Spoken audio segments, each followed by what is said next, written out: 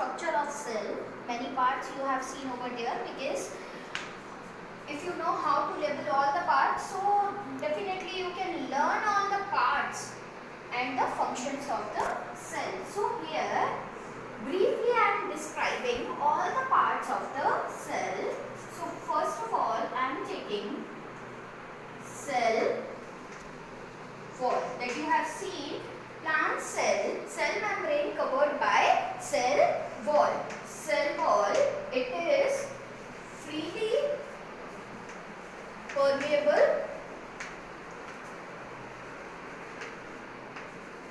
membrane. Cell wall is freely permeable membrane. Why in plant cell wall is present but in animal cell wall is not present? Because they have to face weather condition and we are not facing weather condition directly. Okay, so that's why we are not having cell wall, but plant cells are having cell wall. Freely permeable membrane means which can allow all the particles in or out to the cell. Next one is I am taking cell membrane. Cell membrane is a semi-permeable membrane. Semi-permeable membrane. Okay, so cell membrane you can write as a plasma membrane. Plasma membrane. Inside the cell membrane, cytoplasm is present. So next one is I am taking cytoplasm.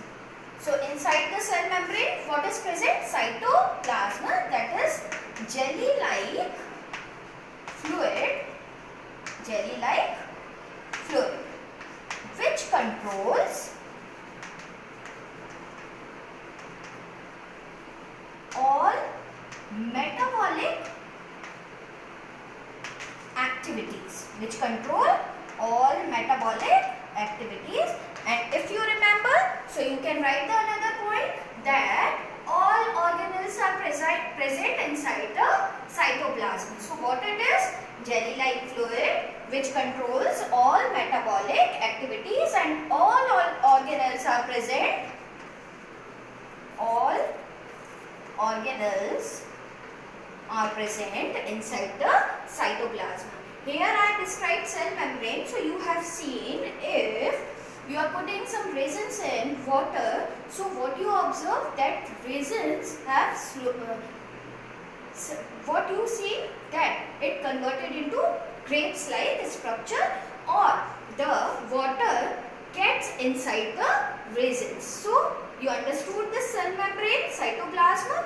The next organelle is, next I am going to discuss mitochondria.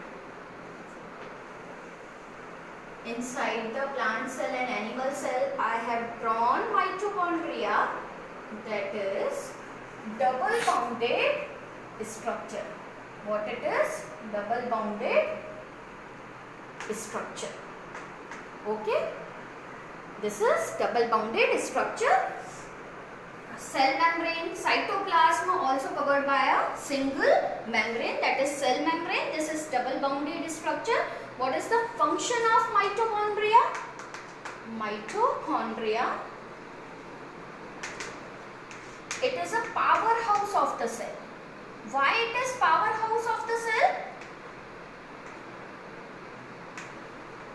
Because cellular respiration occurs in mitochondria, and which gives energy, because here it is present currency of the cell, that is ATPs. This is currency of the cell which gives energy to the cell.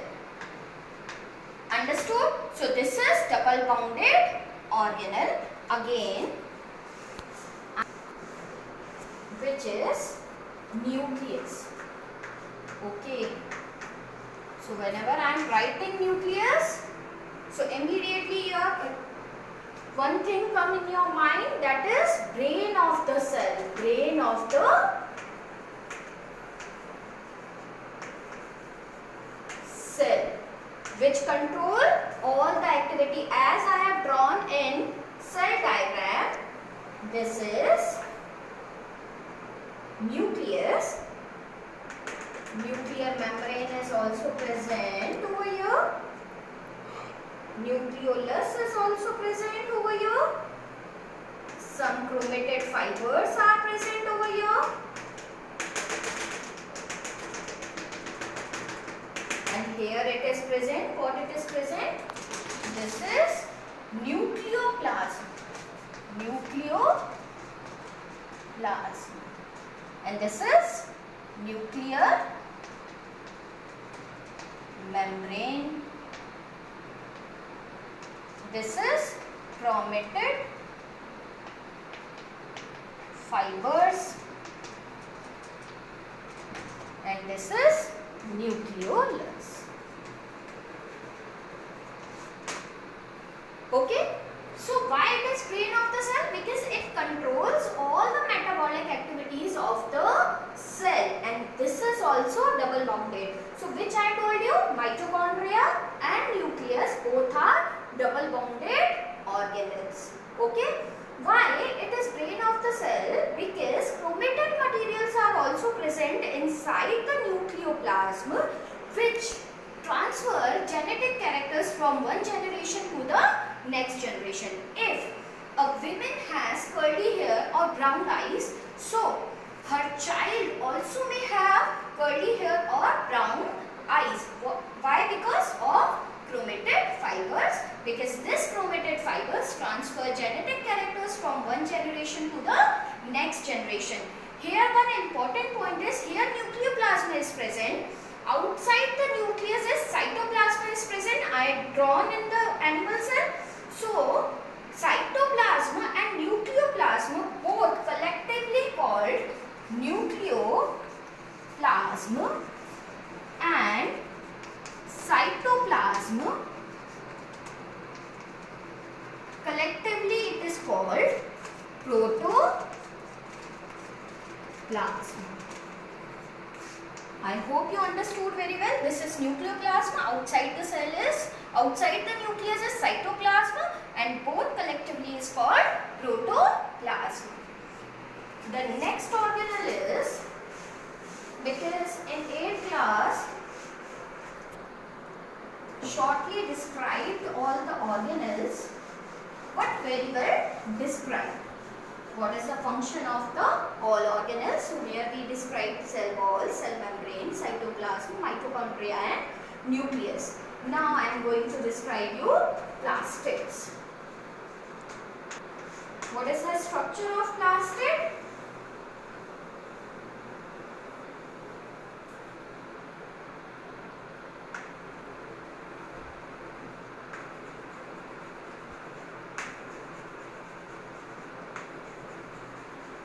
You have learned in your previous classes also. I taught you in previous class. This is called granum. This one is thylakoids. This is lamella. And this empty part is called stroma region. And this is grana region. So this, the bunch of points structure is called granum, empty part is called stroma region. Here light reaction occurs and dark reaction occurs over here. So now you understood plastid also. Plastid can be divided into 3 parts, which are, first one is chloroplast, second one is chromoplast, third one is leucoplast.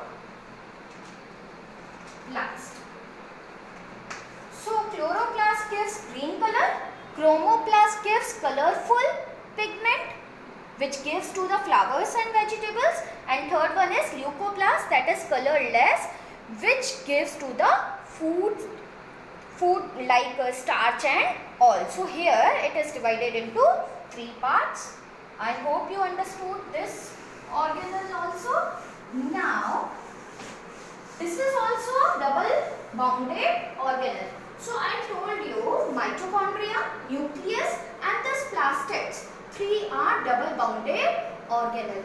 And here I am describing some organelles which are vacuole, ribosomes,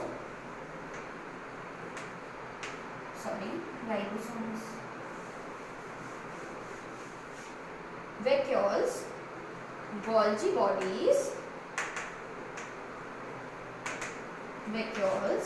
bodies, and lysosome.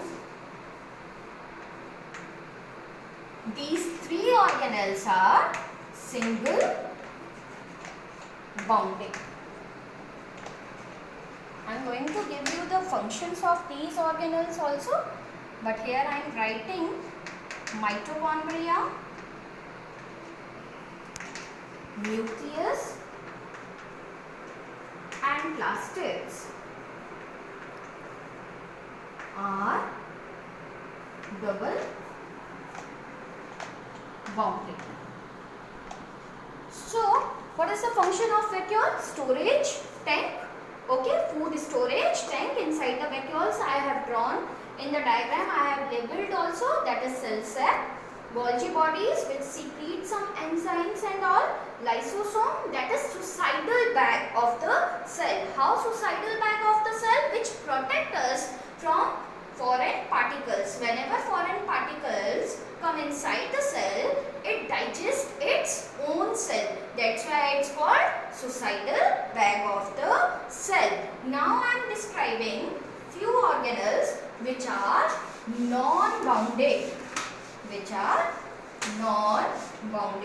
That is ribosome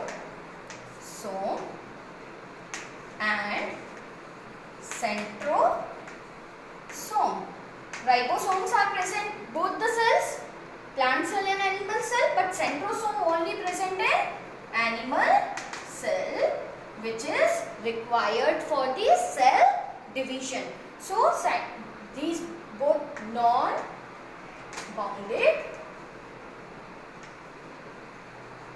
organelles. These both are non-bounded organelles. Centrosome and ribosome. So here I have described you all the parts of the cell that I have drawn in structure of the cell.